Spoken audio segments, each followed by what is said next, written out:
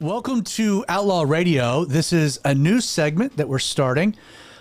We're doing interviews. Instead of doing interviews during the actual Outlaw Radio show, we are pre-recording them. Gives us more time to just have a conversation. We're not live streaming them, and then we're releasing them later. So we're calling them Outlaw Radio interviews.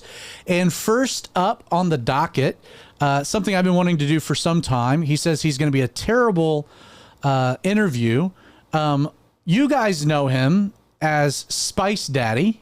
I know him as Justin Holcombe. So, Justin, welcome to being. You're the first interview of this new segment, this new run that we're going to be introducing. Thanks. Not my first time being interviewed on Outlaw Radio, though. We've done it. We've done a little bit here and there. You've told some of your story, but we've never done a sit down like this where we're together. Yeah. Just Creighton isn't on. We've got nobody else.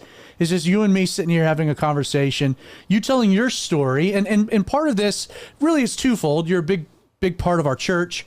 So this will be a good way for the folks at Calvary 316 to kind of get to know you. You are very much a staple of our church, an important member, but then also for Outlaw Radio, for all the people in this world that know you by your caricature, Spice Daddy.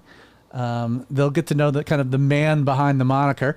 At this point, you'll end up being, instead of a potential up and coming podcast star, this might elevate you to just potential. It might. I hopefully one day I'll get to that status in life. So I know you're super nervous about talking about yourself. You don't like talking about yourself. I don't at all. Yeah, at all. I get it. But I want to start. The way we're going to do this is I want you to explain what your life looks like right now, and then we're going to go all the way back to the beginning and kind of build a narrative, build a story. So we're going to start with the tease of how old are you? I am 39. About to be 40. About to be 40. And you are college educated? Yep. You go to Calvary 316? I do. You're single? Yeah. Ready to mingle? Yeah, I guess.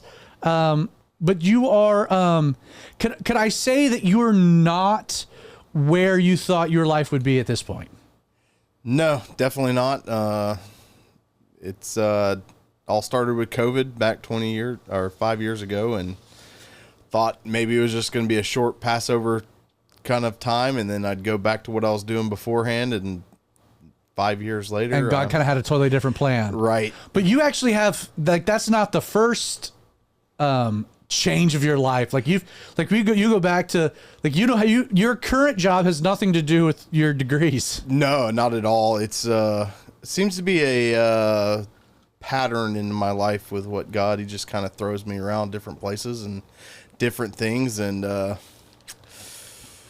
just here for the ride, I guess. You're on an adventure. Yeah, so to speak. So to speak, yeah. So let's talk about your family. Where were you born? I was born here in Georgia, born and raised. Mostly, my dad worked for the federal government, so about every 2 to 3 years we'd move out of state and then move back every 2 to 3 years. So that was where are some of the other places that you lived growing up? Let's see, I've lived in Southern California, Tennessee, Florida, a few months in Maine when I was real young, but. Now you're the firstborn, right? I'm the first of 9 children. Yeah. Of 9. So what's the age difference between you and then the next sibling? The next is a year and a half. And then it just kind of works its way down. About every 2 to 3 years until the last one was she was kind of a surprise. And she's graduating high school now. Just graduated. So how many boys, how many girls? It was me, my brother, then the rest were girls. So 7 sisters. Yep. 1 brother. Mm-hmm. The Holcombe family. Right. Traveling around. Georgia always the base camp. Yeah. But at what point did you kind of settle into your your child, I don't know, for lack of your childhood home, did you ever settle down? Family stopped moving around. When we moved back to Georgia from Florida in 1998, I think, and we moved to Jackson County, Georgia, which is a really rural area. So you're going into high school. Went into 8th grade. Okay. So from 8th grade on, they've been in the same. My parents have been in the same house. So from 8th grade on, in kind of a rural part of Georgia, what was it like having so many siblings, being the oldest of so many siblings moving around? I don't know. That's It's had to have been kind of chaotic, or was it not? I don't think so. I mean, there was only 5 of us, maybe less. 4 or 5 of us when we moved back to Georgia the last time, and then since then they added to the brood. They added. So I mean, it. I don't know when it's like asking like. I don't know how to explain like it.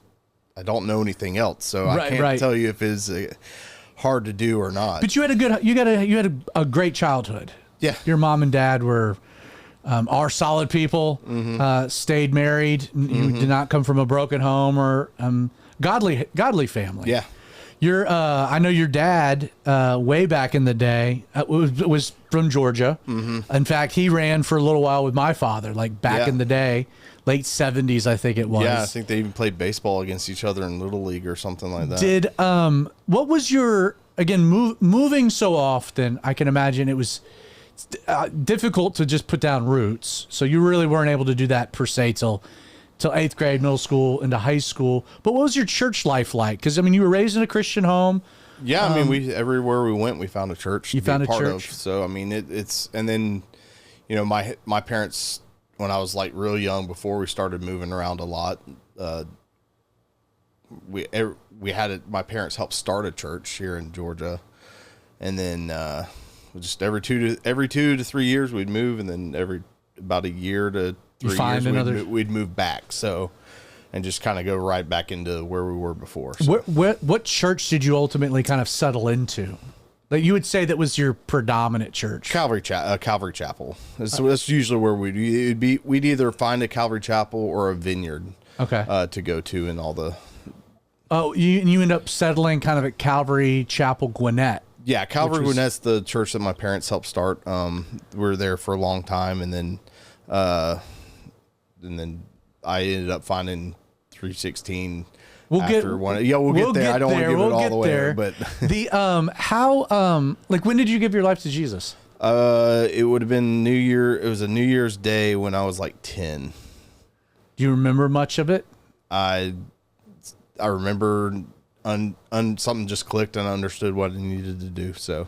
And who led you? Did your father lead you in the prayer, or did something you do on your own? Or? Literally was laying in bed and just something clicked, and I was like, I need to do this. So. And you just gave your life to the Lord right then. Do you remember telling your mom and dad what you had done, or? Yeah, I did. I think the next day or that I got up out of bed to tell them. When and then did you get baptized soon after that, or what was the? Yeah, we did it. It was summertime because we had a pool at the house where we were at, and we did it then. So my dad did it. Your dad baptized you in the name of the Father, the Son, and the Holy Spirit. Right. Were you always a big kid, tall kid? Average, I guess. I mean, because you're a giant now. Like, were you always a big kid, or you just hit a growth spurt at some point? I mean, my family's.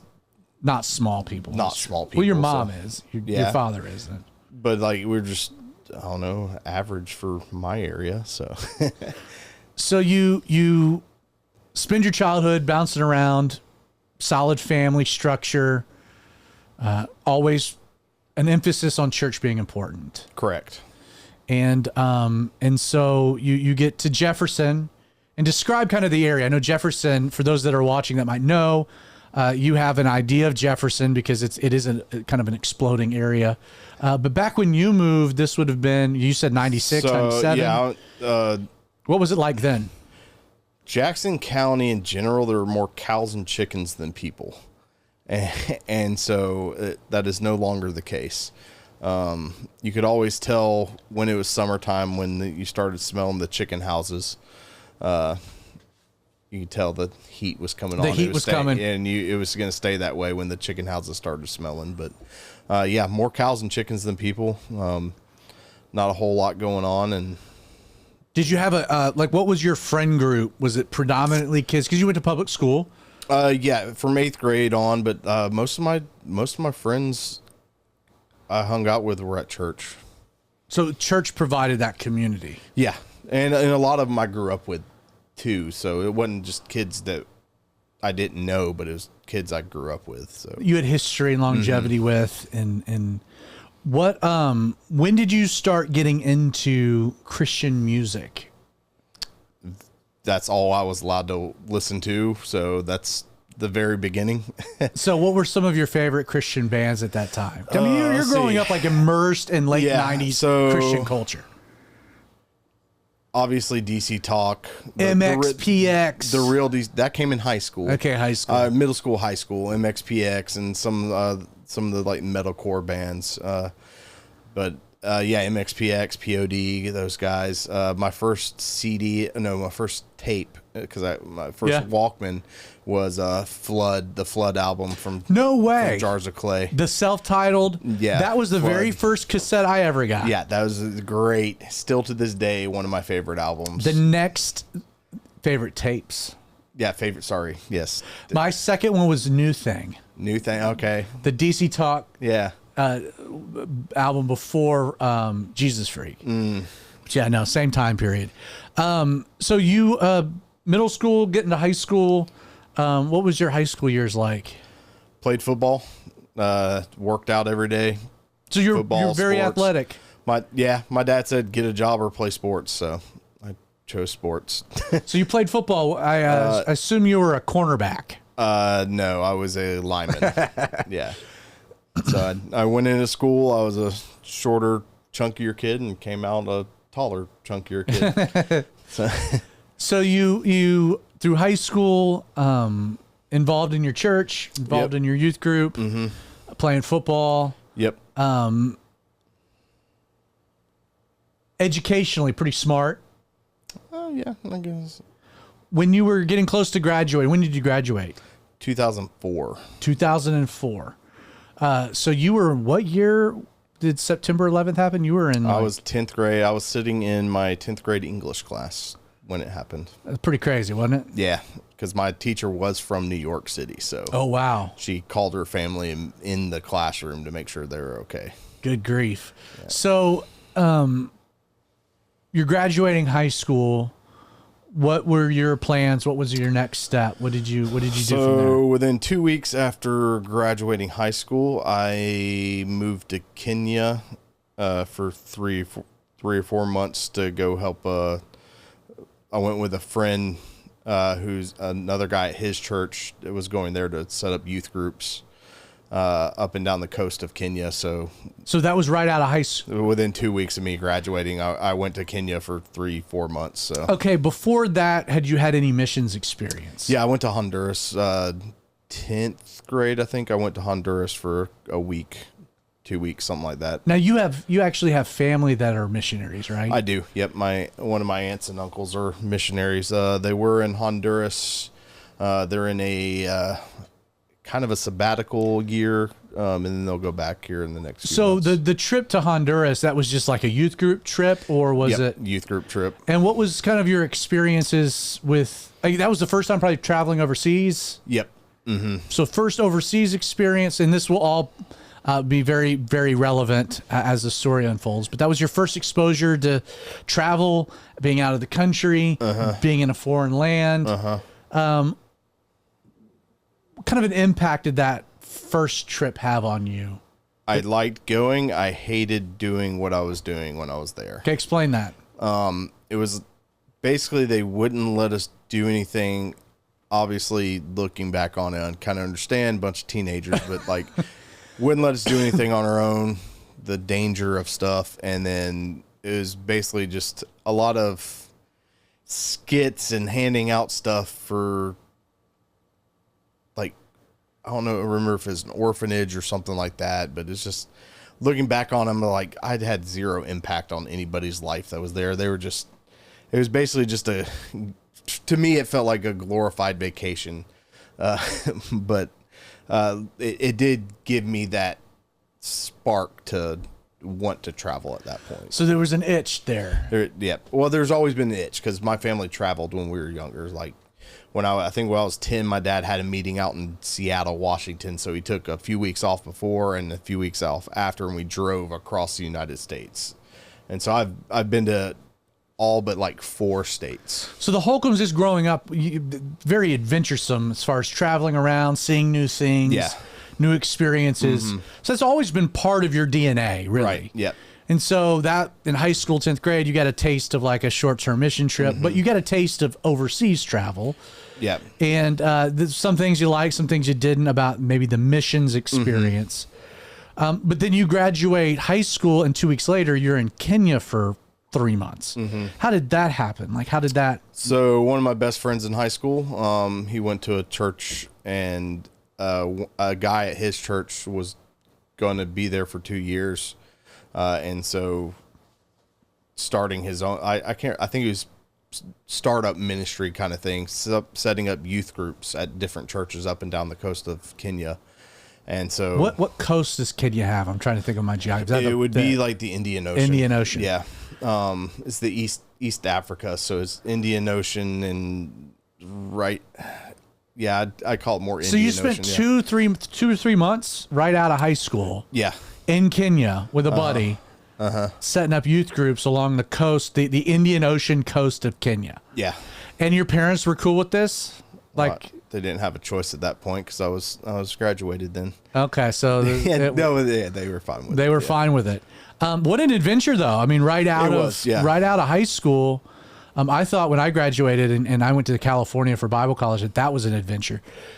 2 or 3 months in the Kenyan coastline. And what did, I mean, your first mission experience to Honduras was pros and cons. What did you really take away from that trip to Kenya? I guess it gave me the confidence to go places that's considered dangerous and on your own. It's places that, a lot of people are like, oh, you shouldn't go there, because Al-Qaeda was still operating in that area of the world, and a lot of people were kind of cautious about it. I got there and I was just like, this is great. You had just enough danger to kind of make things exciting, but like it really wasn't as bad as everybody was making it out to be. And that's kind of. Did you feel like the missions part of it was more successful than like maybe your Honduran experience? Yeah, because I was actually going there giving, instead of me just entertaining, I was helping to provide tools for the local church to do things. You were building something. Yeah, not just a physical thing, but something that they could continue to, like we did a youth camp or kind of thing and that kind of stuff. So did you feel as though at that point, like, hey, I want to be a missionary? Or you come back to the States, pick up your story there. Like what's going on in your heart? What's the plan? Well, so were you enrolled in college before you went? You just took the summer? I was playing it by ear. The plan was always to take a summer off and then come back and then go to school. And then figure school out. So it ended up being a little less than a year of me taking off between high school and college. So I came back, I think we left in June or July, and I came back in September. Okay. And so then I enrolled in college that next summer. So you just worked some jobs that summer? Mm-hmm. Like just menial tasks? What did you do for the summer? No. Or for that year? For that year, yeah, I worked. I got a job at the YMCA. Oh, that's when you worked at the Y? Mm-hmm. There in Winder? Yep. What were you doing there? About everything? The after school and summer camp. I was a counselor.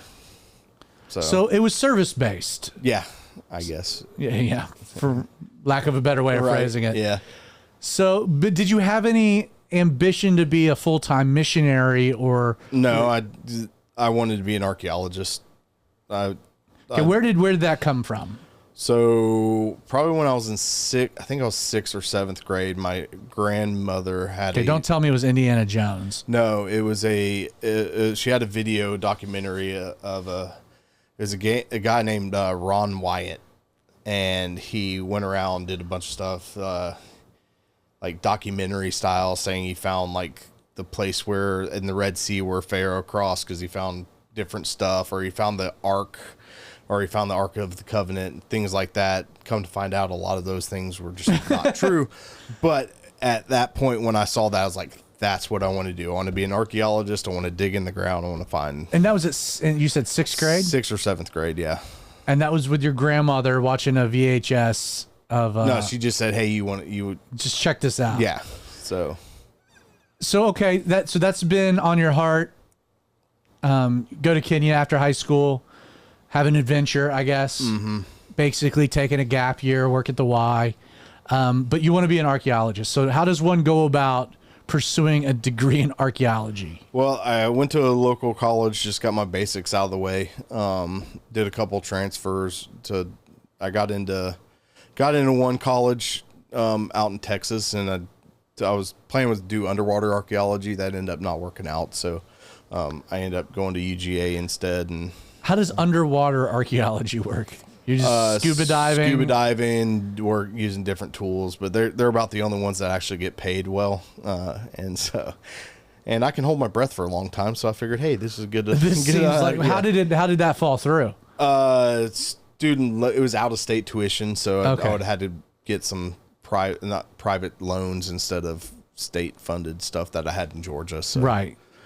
It was, so you're stuck in Georgia. Yep, stuck in Georgia. So even though I'm a Georgia Tech fan, I ended up going to UGA because Tech didn't have archaeology. So, but Georgia did. Georgia does because it's higher education. Yep.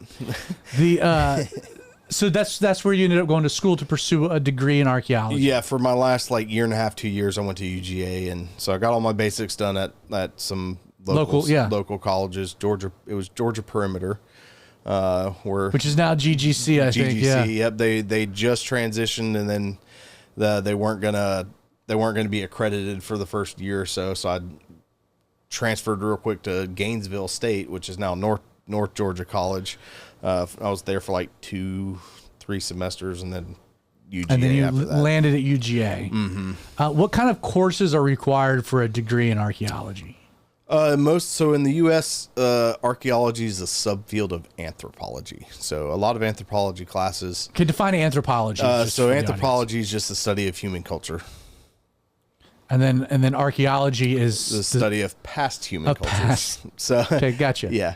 And in places like the UK and Europe, it's a separate field, but in the U.S. is basically. And so my bachelor's degree is in anthropology. So what was your vision? Okay, I'm gonna get educated, and then I'm gonna go and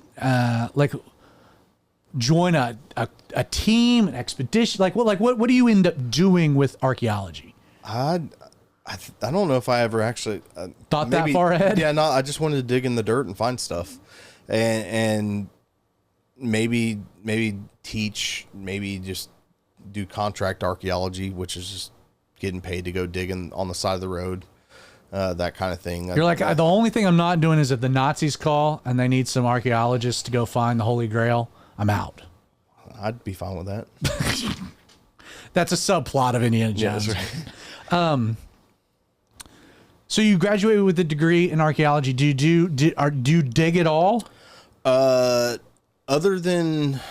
How did you get to Israel? Because I know you spent some time in Israel. Yeah, so after I graduated from UGA in 2009, by that time I had left the Y during my time, and I was working at Home Depot from the Y, and then when I went to UGA, I ended up working at Home Depot and a rec department. Parks and Recreation Department, doing the same thing I was doing at the Y. And then eventually I just left Home Depot, just going to school. Because you're paying your way through school, basically. Yeah. And I was living at home the whole time because where I'm at, I'm 45 minutes away from every major college in Georgia, basically. And so working, going to school, went to the rec department, was working there because one of my best friends had gotten a job as the head child care director for that rec department. And so I came on as basically a counselor, supervisor kind of thing. Mm-hmm. Just ended up working there for a while, and 2009 is when I graduated. I worked the rec department for 3 or 4 years, and I was just at a point where I was just getting frustrated, I'm I need to go back. I need an adventure. Yeah, I need an adventure. And so I just, out of frustration, I think I Googled like archaeology master's programs, and one came up for Tel Aviv University in Israel, and I just kind of was like frustrating, sending my transcripts and stuff, and didn't pay an application fee or anything, and then kind of forgot about it. So in the meantime of that, between that point and me still working at the rec, I had changed phones or gotten a new phone. And so my email stopped going to my phone or something. And so one summer I got a call and they're like, "Hey, this is so-and-so from Tel Aviv University. We were wondering if you still wanted to come." I was like, like, this is months. And like, I had to be there in like a month. And so I was like, yeah. So I got student loans together real quick and packed up and moved to Israel within like a month and a half of getting that phone call. So about what year was that? That was 2012. So you moved to Tel Aviv. I did. And how long was? It was a year-long program. What are some of the things? Because you got to actually go on actual digs and see real sites, and it was a master's program, really hands-on. So what are some of the things that you did? Best archaeologist in the world. So, I mean, everybody views archaeology as something like Indiana Jones. Like, so you weren't dusting off it belongs raptors. in a museum. No, it wasn't. I mean, I was dusting off like pottery pieces you find in the ground, but most people are like, "You find any gold? Do you find any this, that?" No, most of the time you're finding pieces of clay that have been baked in an oven for a long time. Yeah. And every now and then you'll find something. That trash dumps survive. That's exactly what archaeologists basically are, looking for trash dumps, because that's what preserves stuff, and it allows us to kind of study the culture of that time through their material remains, aka trash dumps. So it's kind of like that scene in Jurassic Park where there's the big pile of poop. Yeah. And they're like going to dig through it because they can learn everything about poop will tell you a lot. Yeah. So that's what an archaeologist is just looking for. It's called coprolites. Yeah. Gotcha. What are some cool places that you get to experience while in Israel? So, I mean, we went to a lot. Archaeologists in Israel really, like, everybody knows each other, basically. And so I got to go to a lot of sites that most people just can't go on the norm, like some of the tunnels underneath Jerusalem, some of the other sites you get to see. And then, so that was interesting. We dug at Azekah, where the lower Shephelah Valley, where the Valley of Allah, where David fought Goliath. So that's sweet. Yeah. So as they mention it in the passages I think we're studying now. Yeah. And so it's so you were in Tel Aviv for a year, and then you got your bachelor's and my master's your degree. Master's degree. Master's degree. It was fun. I got to play American football while I was there, and met a lot of the Messianic congregations that were there, so I'm still got friends. Now everywhere you've traveled, kind of like, again, going back to being a kid, you prioritize church. Yeah. Finding a church to go to. Same thing with Israel. Yep. Now, like, just those experiences, how has that influenced just the way that you see the church?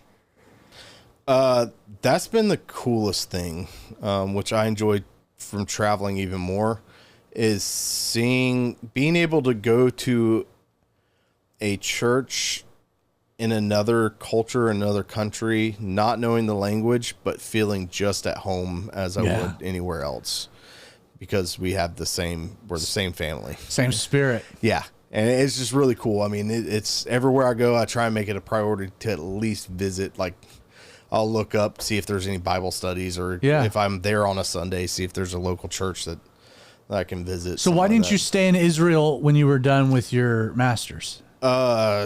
Just no opportunity. Yeah, they're not really any opportunities. So at that point, you do what?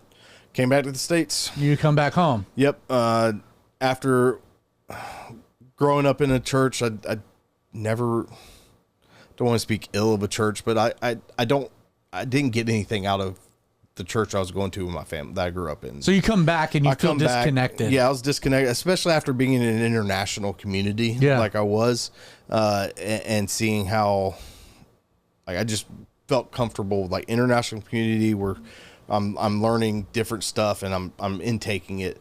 And then so I basically was just like, I can't do this, but I really enjoy Calvary Chapel because I know what I'm getting when I go there. Now, when you came back to the States, what were you doing for a living?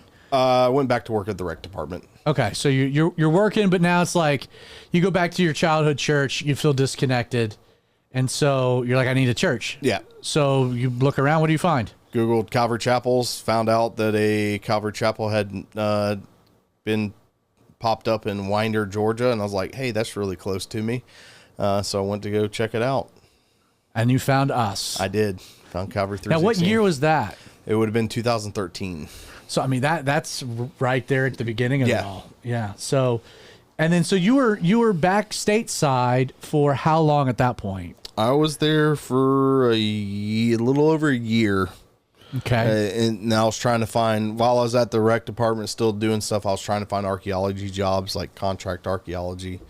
And I ended up actually getting a job, but in contract archaeology, it's all a bunch of temporary jobs. Okay. And so I got one, but the cool part is made a lot of really close friends in Israel. And two of my friends that I went to school with got married and ended up moving to Beijing, China to teach at a school. To do like English or teaching English at a school. And so like the whole time they were trying to get me to go out there, and I was like, nah, I spent 10 years of my life learning how to dig in the dirt, and I want to dig. I want to do that. And so again, I got to the point where I was just frustrated. So I, put in an application, not thinking anything about it. Didn't hear anything for a few months. So I got a job as a contract archaeologist, and ended up while I was on a dig up in Maryland, on the side of a road, I said, hey, do you want to join us? So I got an interview and got an accepted position. And so to go to China. So within a month or two, I moved to China after doing an interview. So was that 2014 then? It would have been end of 2014. Yeah, 2014. Okay. So you moved to China. Yep. To teach English. Yep. Signed a 2-year contract. So, I mean, you're in like an elementary school, or I was at a private elementary or private school. It was kind of all of them. I was teaching 3rd grade while I was there. So. And you're teaching English. Teaching oral English, so teaching how to teach, to talk. Teaching them how to speak good, talk good, speak good. Yep. A boy from Jefferson to teach. They got a lot of y'alls and ain'ts. They do, but I can turn off my accent if I really need to. If you really needed to. So you're in China, 2-year contract, but you end up being there much longer than 2 years. Yeah, so again, everywhere I go, I end up trying to get involved in or finding a church and get involved in that. Got into that, doing churchy stuff in Beijing. Which is a whole different thing because you're in a communist country, right? As a foreigner, not there as a missionary, but you're plugging into a pseudo underground church, right? So that really gave me. I left the elementary school. Ended up they didn't renew my contract. Big long story there. Thought it was like worst job experience I've ever had. Ended up getting a job at a local college that was just down the road. Turns out one of the best job experiences. Still teaching English, but to college age students, and the schedule was great. University. My coworkers were great. Like everything about it was great. So you end up being there in China, teaching English. Mm-hmm. Another 3 years. Really plugging into the underground church. Yeah. Serving. I mean, you were serving in various capacities there. I know every once in a while you'd come home and we'd see you. You'd pop in every once in a while. I tried to. It's a really long flight, so I tried to. But it would be, and then it would always be like, hey, if you Facebook me, be careful what you say because they read everything. Yeah, so that's the problem so a lot of people, my goal was not to be a missionary. But I was. I mean, you're always a missionary if you're outside the church. But people, for some reason, within the church, love to know that they know a missionary. Right. Yeah. And so I was telling everybody I knew a missionary in China. Right. And so people that I hadn't talked to in a long time would message me, and I would know immediately what they were going to ask me. Not even thinking about the impact that would have on my life. And so I'd be like, first off, before you start talking, no politics, no religion. Yeah.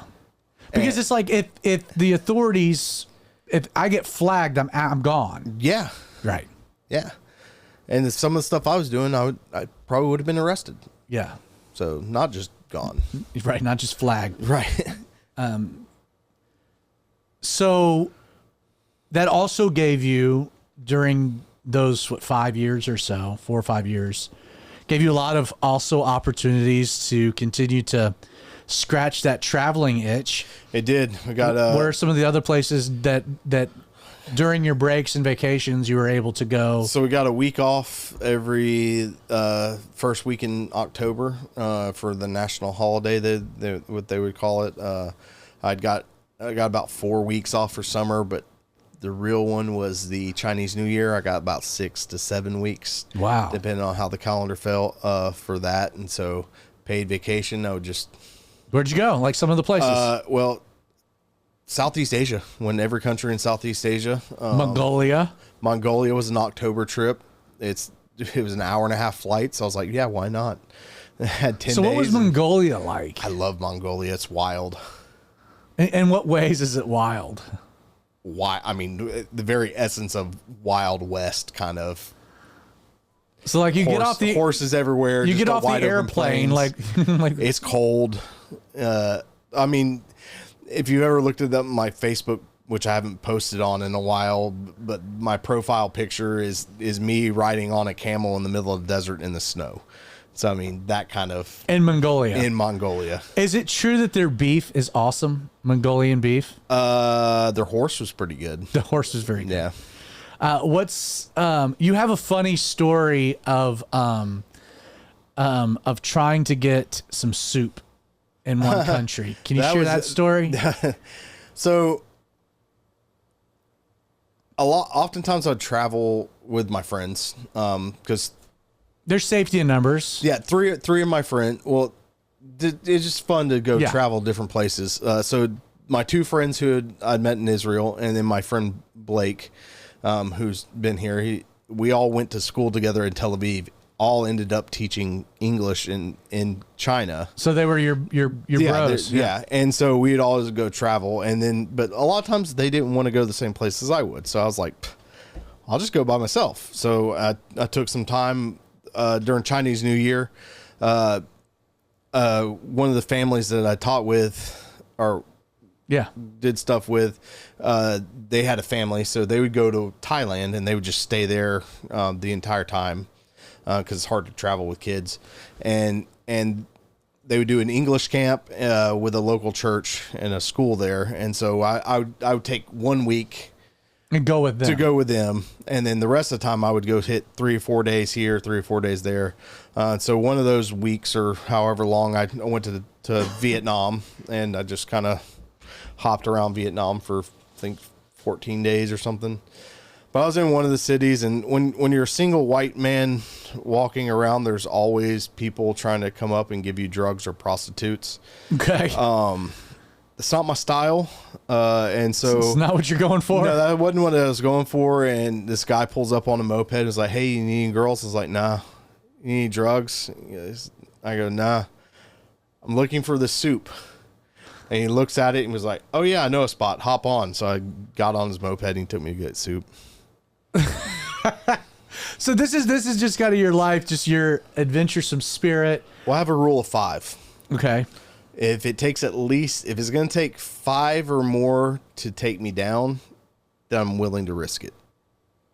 There's a good chance I'm going to be safe.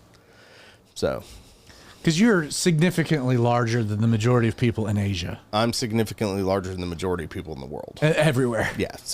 So let's. You're in China. You're teaching. Let's fast forward to, I guess it would have been either late 2019 or early 2020. You're actually on a trip. So late November is when I start. October, November is when I started planning my Chinese New Year trip. And so I start booking flights and stuff like that. So I think I was going to, where did I go? I think I went to Indonesia, Laos. No, did I go to Laos? I can't remember. But I was going to go to a bunch of different places. I end up going to Taipei, and of course Thailand is always on that list. Yeah. And so mid-January is when Chinese New Year, into January, mid-January is when Chinese New Year starts. So what happens? I start my trip, we start hearing some inklings in December-ish of a virus in Wuhan. And everybody's like, don't book your flights through Wuhan. And we're like, okay, cool. Not going there anyway. So I start my trip and I hit like 5 places, go do my thing in Thailand with a group, schedule about 3 or 4 days in Taipei in Taiwan, to go make my pilgrimage to the original restaurant of General Tso Chicken. And the plan was to go back to Beijing after that. And by the time I got to Taipei, and even in Thailand about that time, everybody's starting to mask up and stuff like that. And I was hitting the fan. It's starting, yeah. But it hadn't gotten to the really crazy parts. But I get to Taipei, spend some time there, see a couple friends that are from there, and then go to do my flight back to Beijing. Gets canceled. Book another night at the hotel. I think I maybe spent 1 or 2 more days there. The next flight gets canceled. So I was like, forget this. I rented a house in Thailand with some of the people that went there, so I still got time left on that. So I booked a flight back to Bangkok. Spent a couple days in Bangkok, seeing a friend there and getting some Taco Bell. Hit about 8 hours on the train south to the little village that we always stayed in. And just hung out there for a couple weeks and was thinking it was going to blow over, and it didn't. It didn't. So much so that, I was getting those alerts from the State Department and that I normally ignore. And one of my buddies that works for him was like messaging me saying, "Hey, you need to come back home." And so after about 2 or 3 months in Thailand, I ended up coming back to the States. And you flew back in when? One of the last flights back. So it would have been mid-March. So I did a 2 or 3 week quarantine up at our lake house, and then my grandparents' house, like in their little shack of a building that they have. And I think my last day of quarantine was technically Easter Day in 2020. So, and then you came back to church. I knew you started helping us, and I think I messaged you. I was like, "Hey, I'm back. What do you need me to do?" Yeah. So, yeah. Now, from that point forward, I mean, you've really been like a different season of life, because you got a job, you've been hunkered down and serving at church and loving Jesus, and you've plugged into Outlaw Radio, and you're kind of like, all right, Lord, what do you have for me? We made you our missions pastor. Yeah. Still not quite sure what that does, but I talked to our missionaries down in Honduras a good bit. Yeah. You've been down there once before. Yeah. Twice now, right? Yeah, twice. Twice, yeah. Twice, right. So, well, the purpose of these interviews is not to reach some grand conclusion about somebody's life still being written. The vision for this is for people to see that, like, man, we all have this weird journey with Christ, and they all look different. Like you were saying, you're in a position right now that you'd never you didn't think that this is where you would be. And you're learning contentment. I mean, what are the things that God's teaching you? We'll kind of close with this. Well, what are the things that the Lord's teaching you right now in this season of where you're at, and just I don't know. And that's okay, right? Yeah, I don't know. I mean, I think I understand refugees a lot more after literally not being able to go back to China and get my stuff. I only got half of my things back that I built up over 5 years in China back. Like I got some clothes, didn't get my old passport, didn't get a bunch of my books, got none of my electronics back. And I just have to chalk it up as a loss. And so it's like just not being able to go back to your home, what you thought was your home. Yeah. It is, just one of those things where it just kind of that's weird. It's weird, and it flips in your mind. So now it's just kind of like, well, I guess I'm just on the ride. So it's one of those things where wherever God takes me, He's going to take me. So I got it. Yeah, that's great. Thank you for joining me. Yeah, absolutely. And then we'll wrap this up.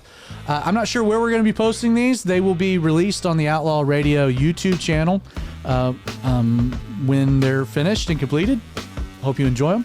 And we'll have a next one coming out soon. So God bless.